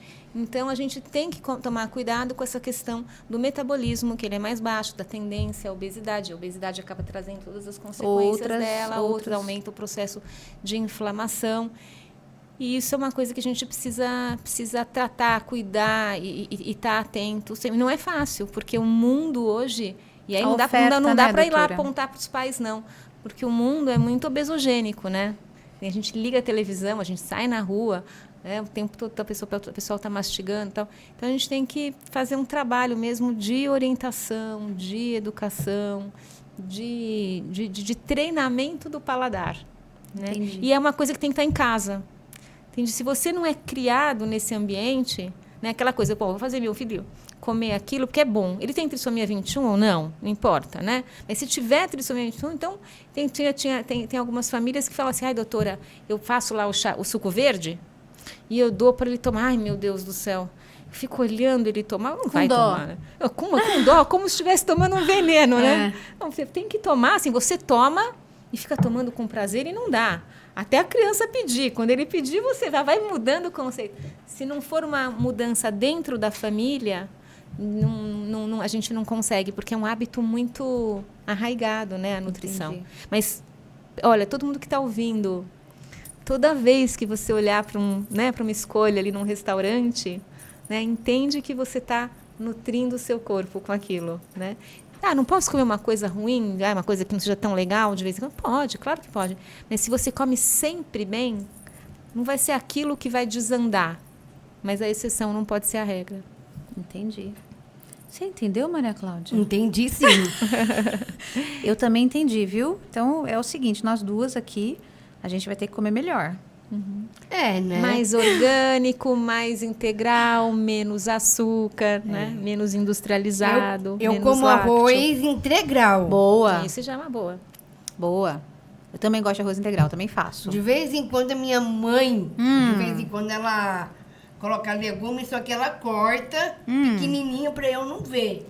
Mas por quê? Aí eu como. Mas por que você não quer ver? É porque às vezes eu não gosto de comer, sabe? Ah, mas o sanduíche você gosta? Sim. É porque legumes e verdura pra mim eu não gosto assim muito, assim, sabe? Eu entendi, mas agora a gente entendeu a importância deles, né? Sim. Pra gente. Então a gente vai precisar incluir mais alguns legumes e verduras aí. Aos poucos. Aos poucos, pra gente ficar mais saudável. É. O que você acha? O que eu não gosto assim é de jiló. Então, giló, vamos O tirar. Eu resto- também não gosto. Então, de giló O a gente resto eu tira. posso comer na boa. Pronto, mãe. Pode colocar, tá? Já tô falando pra sua mãe que ela vai poder Exceto o pôr. giló, né? Exceto o giló, mas o giló acho que é um Acho bom que- combinado. É. Pra mim tá bom o giló fora. Eu não gosto muito assim de couve nem de brócolis, mas a minha mãe corta Picadinho. picadinho pra eu não ver, aí ela coloca no arroz, aí eu como. Mas você vê, você sabe, né? Eu não preciso ver. Ah. Eu como direto e pronto. Eu nem percebo que a minha mãe colocou alguma coisa no meu prato. Tá bom, né? Tá legal. Ô, doutora, a gente falou aqui um pouquinho, né, que eles têm, então, uma idade mental diferente da idade física, é isso? Eu posso falar assim? Não, eles têm uma deficiência intelectual. Deficiência intelectual, tá bom. Mas também, olhando aqui, estudando um pouquinho, eu entendi que eles têm um envelhecimento precoce. Tem. Então, com 40, até você falou, com 40 Já é um anos... paciente geriátrico, já é uma pessoa na faixa etária geriátrica, Olha né? só. Já idoso, né? Então, e isso está bem documentado, né? A pessoa com trissomia 21, ela tem um envelhecimento acelerado e como ele fala, é desacelerado e ele é desigual, né? Ele não é homogêneo. Então, assim, alguns tecidos... Os tecidos têm idades biológicas diferentes, né? Então, alguns tecidos envelhecem mais rapidamente que outros. Mas, de qualquer forma, existe um caminho no envelhecimento precoce que é muito pautado na questão da inflamação, na questão da inflamação e da oxidação, né? Então, a gente precisa... cuidar disso desde o intraútero. Inclusive, esses marcadores do envelhecimento precoce já podem ser identificados intraútero. Nossa. Intraútero. Então, a saúde da mãe, o cuidado da mãe, o cuidado na hora do aleitamento, a nutrição da mãe, a suplementação da mãe para aquela criança, enfim, e todos aqueles cuidados do que a gente falava do plano A, né, que é do estilo de vida, eles vão ser importantes para a gente buscar esse envelhecimento saudável e retardar esse envelhecimento, né, precoce. Buscar. E o que é importante para a gente fazer isso? É a gente medir a pessoa contra ela mesma, sempre. Então, se eu acompanho um paciente periodicamente, né, então eu sei que ele, por exemplo, vinha muito bem, e eu tenho os testes auditivos dele, eu tenho os testes metabólicos, e está indo tudo bem. De repente, ele começa a se isolar na adolescência. Começa a se isolar. Por que ele está se isolando? Será que ele está desenvolvendo um processo de Alzheimer precoce, por exemplo? Será que ele está desenvolvendo uma psicose? Será que ele está ficando surdo, uma deficiência auditiva precoce, uma autoesclerose? Bom, então eu vou fazer um exame. Mas se eu tenho um exame anterior, eu estou vendo como ele está evoluindo. Ah, então, olha, caiu um pouquinho a curva de audição. Ou será que ele está só adolescendo? Porque todo adolescente é chato, não é? Sim. Como sempre.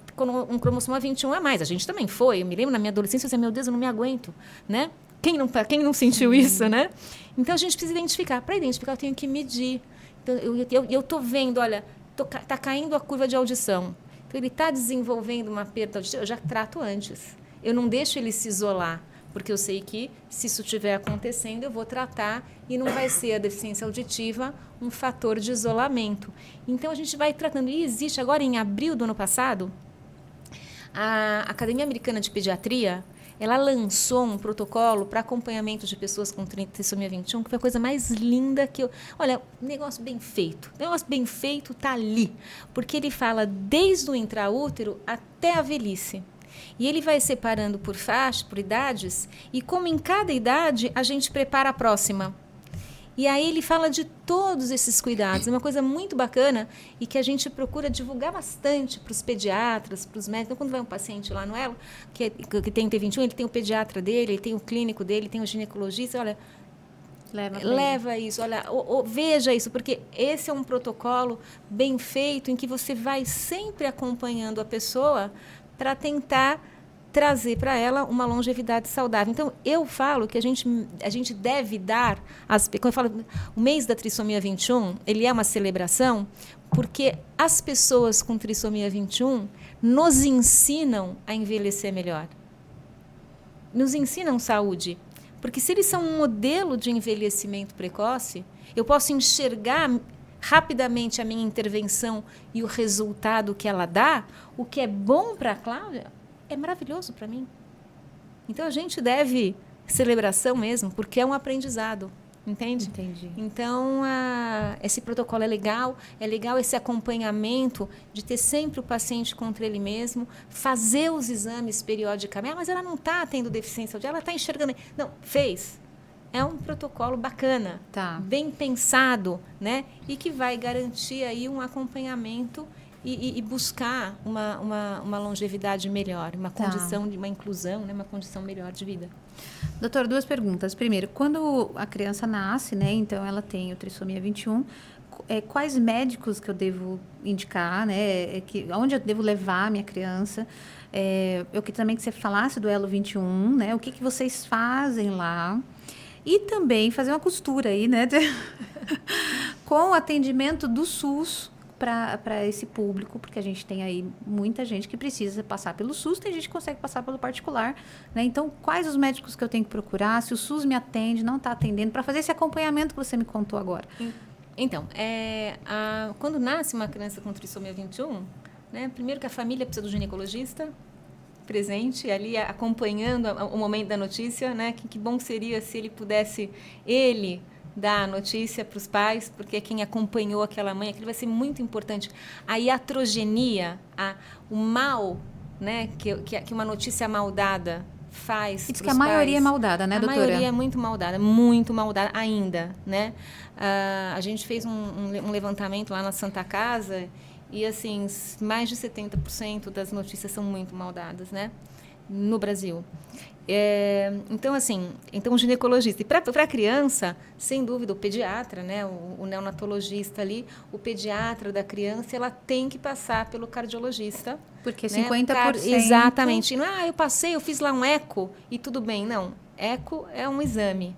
O cardiopediatra é um profissional que vai olhar diferente para o seu filho. Então, o cardiopediatra, o pediatra, e aí fazer os exames de triagem neonatal. Esses são muito importantes, né? Fazer o cariótipo logo que nasce. Isso a equipe ali do berçário muitas vezes pede. Se não pedir, o pediatra deveria pedir ou procurar um serviço que tenha uma familiaridade, uma especialidade maior com a trissomia 21. Legal, às vezes os pais já têm um pediatra do irmão que eles gostam. Uhum. E ele pode continuar com a filha, o filho dele, com o T21, com esse pediatra da família, de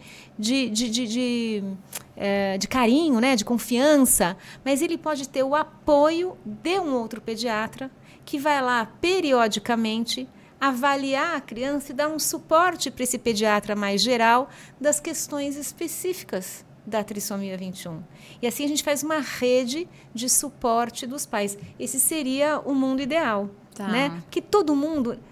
Ninguém sabe tudo. Claro. Né? Ninguém sabe tudo.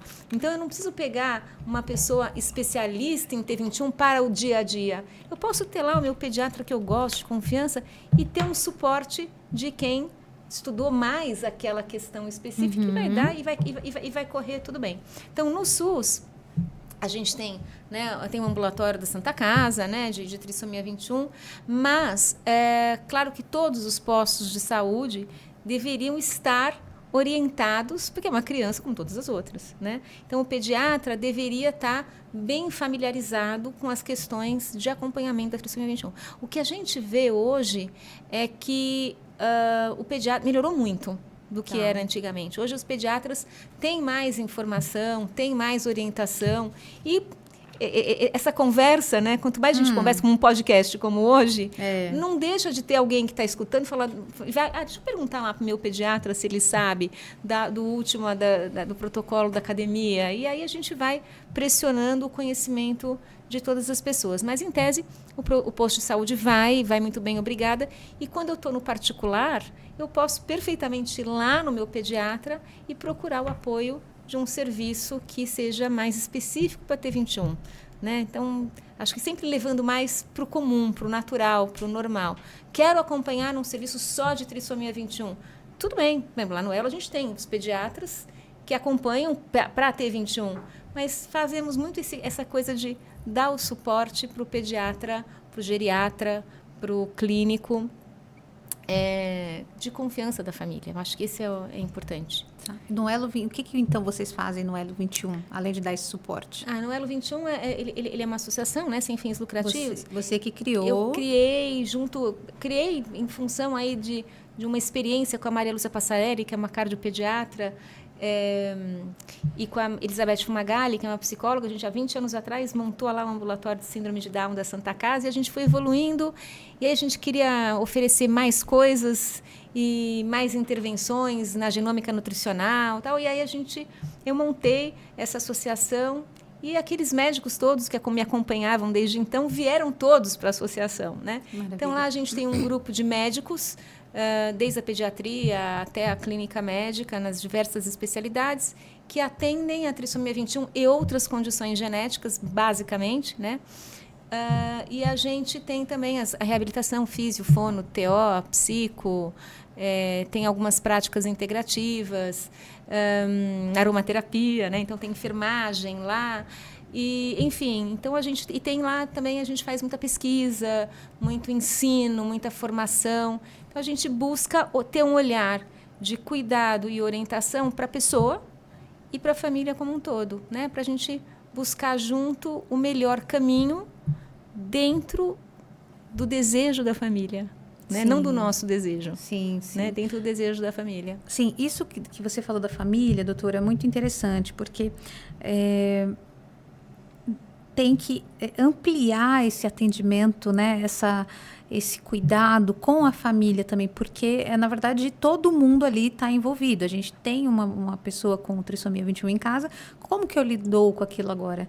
É uma novidade para todo mundo? Assim, as primeiras coisas que vêm na cabeça normalmente são negativas, até pela notícia que a gente recebe, né, no hospital, que a gente acabou de falar que a maioria é muito mal dada. Então você fala, meu Deus, tem uma pessoa doente. E a Maria Cláudia falou aqui, você é doente, Maria Cláudia? Não, não sou, não. Então, gente, não é doente, mas muitas vezes é uma das formas com que é falado, não sei, com que as pessoas falam para você, nossa, que pena, né? Você teve uma filha assim, não sei o quê. Então, são coisas horríveis que a gente escuta. Então, a família sofre muito esses preconceitos, essa forma com que a sociedade vê. Então, é muito necessário com que a gente abrace, a Elo 21 faz isso. E eu queria olhar um outro canto para você responder junto, que é a questão das empresas, que tem lá um pai ou uma mãe que recebeu uma criança que tem a trissomia 21 ou qualquer outra situação que seja, né? Aqui nesse caso específico. Como que eu, como empresa, como colega de trabalho, posso apoiar? Eu sei que vocês fazem isso profissionalmente, como eu lá no meu trabalho, que tem um colega que acabou de saber, ou que tem um filho como eu posso ser um melhor colega? Como a empresa pode ser uma melhor empresa? Um chefe pode ser um melhor chefe? Entender algumas dores que eles têm que talvez a gente não conheça. Eu diria o seguinte, que quando fala assim, olha, nasceu uma criança com T21, claro, se fala assim, não é o mais comum. O mais comum, mais frequente é não ter a T21. Tá. Mas mesmo quando nasce um filho, cada filho novo é um filho. Sim, claro. E sempre vem o medo. Porque a gente sabe que ninguém tem controle de nada. né? O controle é uma ilusão, né? E quando ele tem a trissomia 21, é mais novidade ainda. Então, claro que existe um impacto, porque é mais uma variável para aumentar a ansiedade que todo mundo tem do nascimento de um filho. Então, eu acho que o mais importante é a informação. Então, como realmente a notícia é muito mal dada, e como a gente, quando tem um filho, fica ansioso mesmo, e aí quando tem a T21, também, quando você vai à internet, você ainda vê muita coisa do paradigma antigo, né? Uma época em que você não investia, você não olhava para a pessoa com T21. Então, o que é importante nesse primeiro momento que a gente faz é ressignificar isso. Tá. Falei, vamos desconstruir essa tua ideia? Né? Vamos olhar para o bebê e entender que o bebê não é a trissomia. Aquela criança não é a trissomia. A síndrome de Down não a define. Ela não determina o futuro daquela criança. Quem vai determinar o futuro da criança é a criança mesmo, ela mesma, né? Então, eu acho que esse olhar é que é o mais importante que a gente busca trazer e olhar para ela. Eu sei que quando eu dou a notícia, sempre quando eu, né, na época que eu trabalhava muito com isso, de eu dar a notícia, a primeira coisa que eu fazia, quando eu ia conversar com os pais, e eu falo isso para os colegas que trabalham lá, primeiro a gente se conecta, né? Cabeça, coração, instinto, deixa eu entrar de corpo inteiro e ver quem é o meu paciente, né? Então, a gente olhar a criança e olha o potencial dela. A síndrome de Down não é uma entidade, né? Ela é só um cromossomo a mais. Vamos aqui, olha, leva a tua filha para casa, teu filho para casa, que a gente vai olhar aqui, a gente vai lidar para tentar modular da melhor forma possível esse cromossomo 21 a mais. Mas você leva o teu filho, olha para ele, cuida dele. Não dê a ele nada a mais, porque ele tem um cromossomo 21 a mais, né? Nem a menos, né? E eu acho que é essa ressignificação. E você fala assim, como é que é quando eu vejo, tem uma amiga no trabalho que teve um filho com trissomia 21? Eu acho que a melhor ajuda que a gente pode dar é escutativa. Então, eu escuto você. E a gente não dá, conselho. Porque quem é a gente para dar conselho? Quem é quem para dar conselho? Mas o escutativa é acolhimento. E quando eu dou espaço para o outro falar, eu dou espaço para o outro se ouvir. E as coisas vão se ressignificando. E talvez indicar, falar, olha, vem cá, e você está... Como é que está? Você está levando aonde? Você está... Né? E, eventualmente, olha, eu tenho uma amiga. Ou, enfim, se ele perguntar também, acho que o mais importante, se fosse para a gente sair desse podcast assim, com uma orientação nesse sentido, seria escutativa, empática, né? E não permitir a posição de vitimização. Não olhar, porque aquela... E dar parabéns pelo nascimento do bebê. Olhar para a fotografia do bebê e dizer, meu Deus, que bebê lindo, que delícia, quero ver, quando é que você vai trazer aqui? E olhar para a criança, porque é uma criança que tem um cromossomo 21 a mais. Então, se você internalizar isso dentro de você, nossa, eu acho que é a melhor ajuda que você pode dar para uma pessoa que teve um filho com T21 dentro do teu ambiente de trabalho. É verdade. Doutora, a Cláudia já contou um pouquinho do dia a dia dela aqui pra gente. Uhum. No seu dia a dia, o que você faz? Você levanta? Eu tenho uma rotina, assim, de horário. Assim. Conta pra mim. Eu levanto. Primeiro, eu estava dormindo bastante. Aí eu acordo, eu levanto, tomo meu remédio, porque eu tenho tireoide, né? E tudo. Tem que esperar meia hora, né, para tomar café da manhã e tudo. Aí, depois dessa meia hora, eu tomo meu café, vou tomar meu banho, vou trocar de roupa, vejo um pouquinho de televisão. Aí, eu vou pintar, vou desenhar. Aí, meus sobrinhos vão na minha casa, é claro, né? Porque minha mãe faz almoço para eles. Às vezes, eles vão para a piscina de roupa e tudo. Que bagunça. Né? Eles adoram fazer bagunça, né? Na minha casa também, é claro, né? Eles têm cachorrinho, eles têm cachorro, tem gato também, que é o Nuno, é o cachorrinho. Aí também tem o gato também, que é o Pudim, né? Eles já ficaram lá na minha casa também, é claro. Quando a minha irmã foi viajar, né? Tá. Que levaram meus sobrinhos, né? E eles adoram muito, né? Ficar lá comigo e com a minha mãe. Porque eles adoram comer bobagem junto comigo, né? Olha, isso aí a gente deve pular esse assunto de comer bobagens. Vamos pular? É porque criança, porque meus sobrinhos adoram comer isso também, assim como eu, entendeu? Aí juntou vocês, danou-se. Assim como eu. É porque às vezes a minha mãe compra bastante coisa, assim, de bobaginha, né? Entregou tudo. Entendi, gente. Estragou tudo que a gente já falou, não é, Brasil? Mas tá tudo É bem? porque a minha irmã também... Também. Já é adulta, né? Então ela também faz mercado também, né? Na casa dela. E compra o que quer. Mas olha uma coisa legal que a Maria Clara falou. Ela falou, eu acordo de manhã e eu tomo meu remédio, porque eu tenho Isso. tireoide, e depois de meia hora eu como. Então ela já sabe Ela sabe. do o autocuidado, que ela sabe que tomou o Sim. remédio da tireoide, não Agora pode. o doutor Alex, Que é o seu médico. que é o meu médico, ele mandou alguns remédios para eu tomar e eu já estou tomando, né? Tá. Para eu emagrecer, fazer alguns exercícios, Ótimo. tal e tudo. Ele queria que eu fizesse um pouco de esteira, de bicicleta. Ótimo. Ou dançar, fazer alguma coisa. Você vai fazer? Entendeu? Meio que eu gostaria, né? De fazer academia, né? Só que... O quê? Só que eu não gosto muito, assim, de fazer esteira, né? Mas... Você prometeu pro Alex? Não. Não. Eu não Alex prometi, Doutor né, Alex, o senhor tá ainda. assistindo a gente, doutor Alex? Porque olha aqui, Maria Cláudia, eu sou Tá paciente. entregando. Eu não gosto muito, assim, de fazer exercício, mas às vezes a minha mãe pega um pouquinho no meu pé para eu poder andar com ela, né? Claro. Então, às vezes eu falo que eu não quero ir porque eu tenho um problema de... Preguiça. Um pouquinho de preguiça também, né? Porque às vezes eu fico... porque da outra vez que eu saí com meu pai, eu tive bolha no pé, né? Ah, precisa de um sapato melhor. É só isso que você precisa. Um tênis melhor, um pronto. tênis melhor, claro, né? Pronto, fechou. Então nós vamos sair daqui com um celular melhor, porque no início estava falando que ela tem o Instagram, que não né? tinha o Instagram, não cabia as fotos no celular dele. Então um celular melhor a gente já pode pedir. Porque o meu celular tem poucos gigas, Poucos entendeu? gigas. E também um tênis. Vamos sair daqui com isso então, de solicitação. Eu já tenho 2 tênis em casa, né? Só que esses 2 tênis que me deu foi meu pai, quando Tá. eu saí com ele da outra vez. Aí eu gostei muito, né? Um é de passeio e outro é de andar, entendeu? Então esse aí tá beleza, então. Isso tá Então, beleza. Pronto, doutora.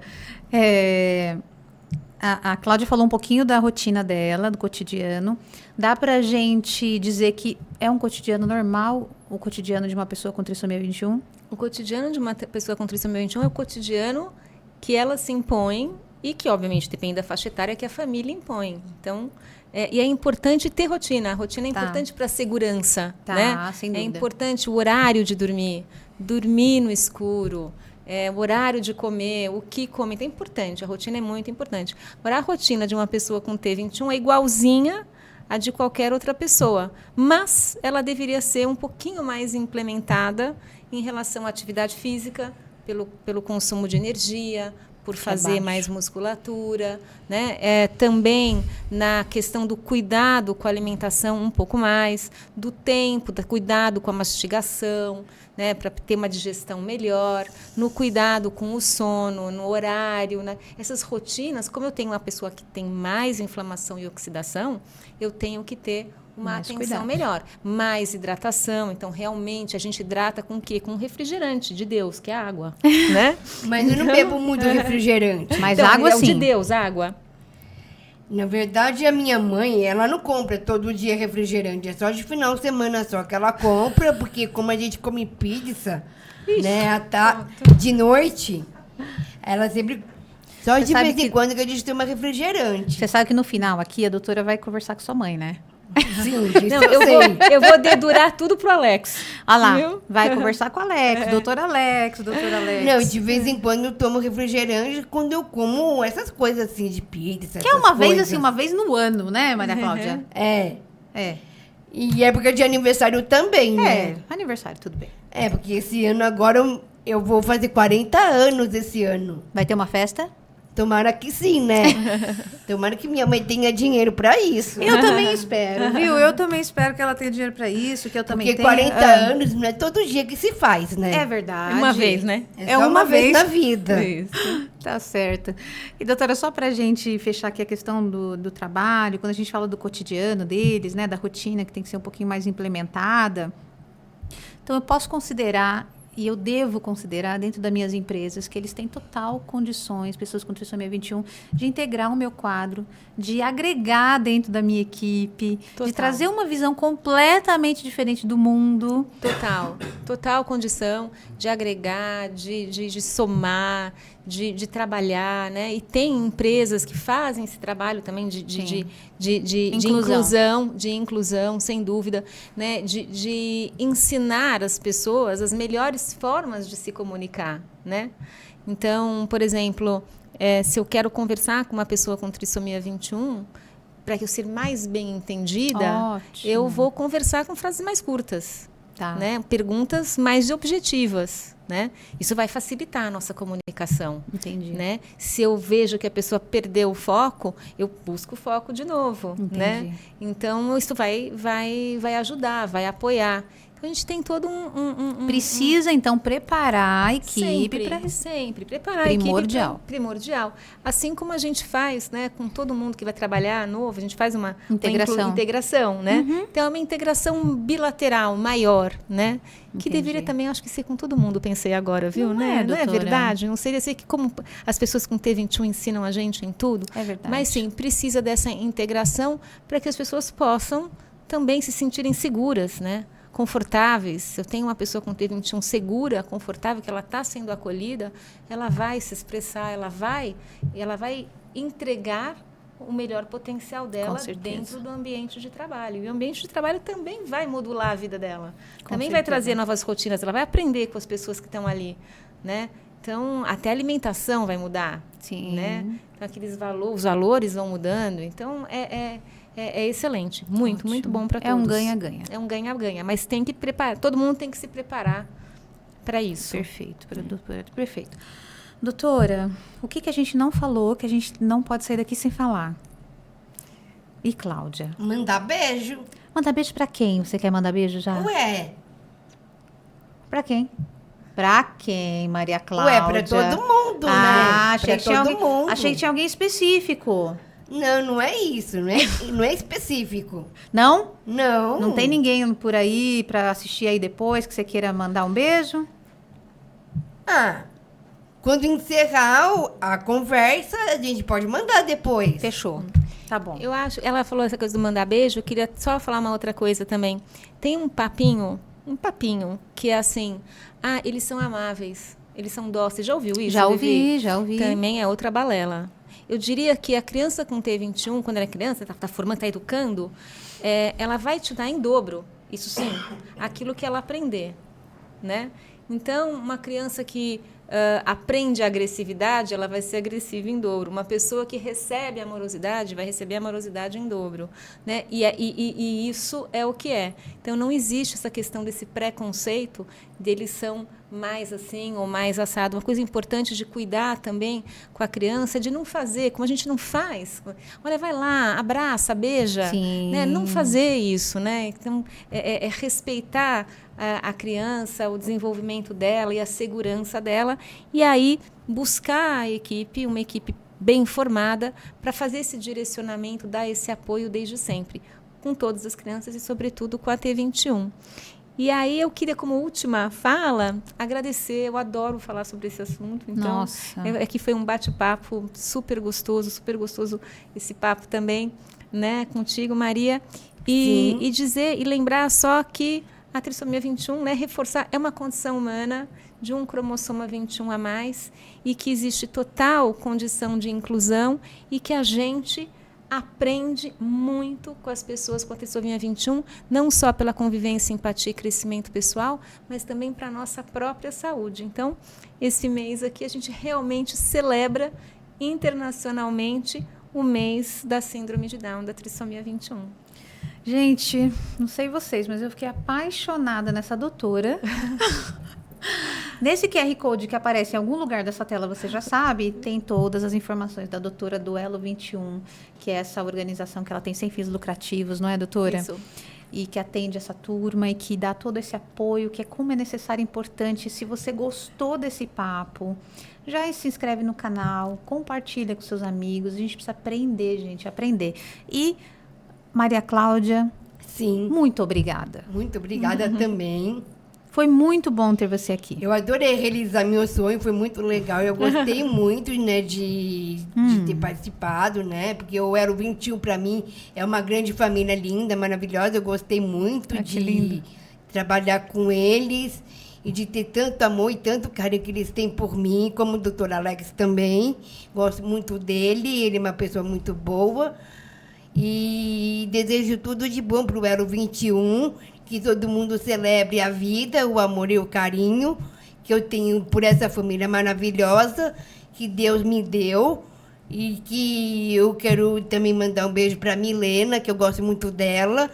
E que Ela eu agradeço com muito amor e carinho por ela ter cuidado de mim e ter aquelas conversas que eu tive com ela, em que eu gostei muito de fazer os quadros com ela, de conversar bastante, de falar de toda a minha vida, em que eu agradeço muito, porque a minha mãe me colocou num lugar maravilhoso, e eu agradeço muito a doutora Carla.